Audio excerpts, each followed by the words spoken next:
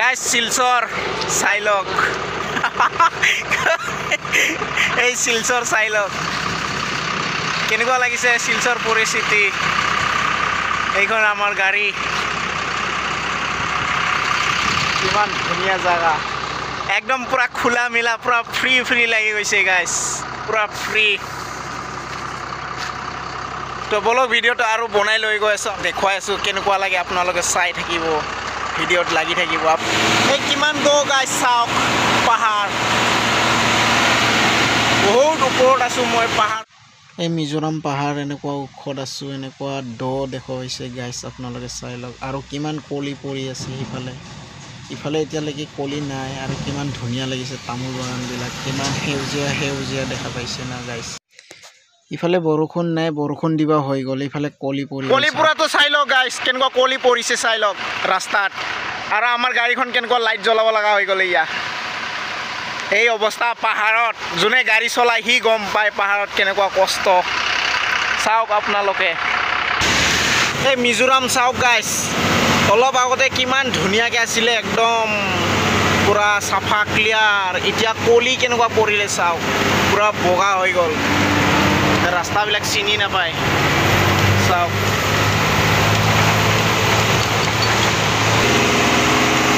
এই দেখা পালে না মিজোৰাম পুৰা কলি পৰি গ'ল একোৱে চিনি নাপায় আৰু একো ধৰিবই নোৱাৰে অলপ আগতে কিমান ধুনীয়াকৈ আছিলে একদম পুৰা চাফা আছিলে কিন্তু এতিয়া পুৰা কলি পৰি একদম আন্ধাৰ হৈ গ'ল পুৰা বগা হৈ গ'ল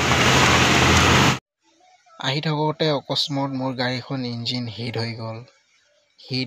পুৰা ছিগনেল জ্বলি গৈছে ছিগনেল দি দিলে পুৰা তাৰপৰা মই গম পালোঁ যে ৰেডিঅ'টাৰ পাইপলাইনটো জাম হৈ গৈছে এতিয়া ৰেডিঅ'টাৰ পাইপলাইনটো ক্লিয়াৰ কৰিব লাগিব শিলচৰ কলাচিপ বুলি কোৱা জাগাত ৰেডিঅ'টাৰৰ পৰা যিটো ইঞ্জিনত পানী আহে ৰেডিঅ'টাৰৰ পৰা যোনটো পানী আহে এই পানী অহা পাইপবোৰ ব্লক হৈ গ'ল তো এই বস্তুটো এতিয়া খুলিব লাগিব এইটো বস্তুটো হয় তো এই বস্তুটো খুলিবৰ কাৰণে এতিয়া চকেট লাগে যে চকেট আনিব গৈছে চকেটটো আহি পালে মানে আমাৰ গাড়ীখন ইয়াৰ পৰা হিলিব তো গাড়ীখন ইয়াৰ পৰা হিলাব পৰা নাই কিহৰ কাৰণে বহুত ফুল আপ সেইটো কাৰণে গাড়ীখন উঠাব নোৱাৰে নাযায় যাই নহওক বস্তুখিনি আহি পালে মানে বনাই মেলি গৈ থাকিম আজি 5 দিন না 5 দিন লাগি গ'ল আজি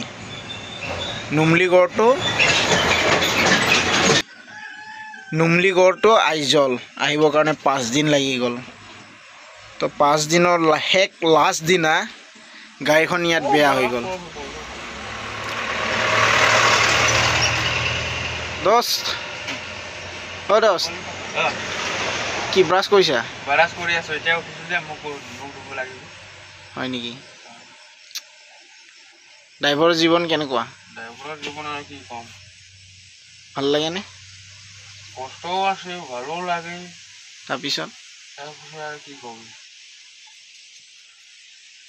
মোৰ লগৰজনী কৈ কষ্ট আছে ভালো লাগে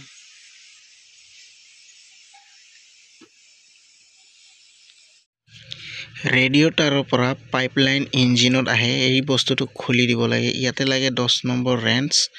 আৰু ইয়াতে লাগে 8 নম্বৰ চকেটেদি খুলিব পৰা যায় আৰু এই বস্তুটো খুলি পেলাই দিলে হৈ গ'ল তেতিয়াহ'লে ডাইৰেক্ট হৈ যাব আপোনাৰ গাড়ী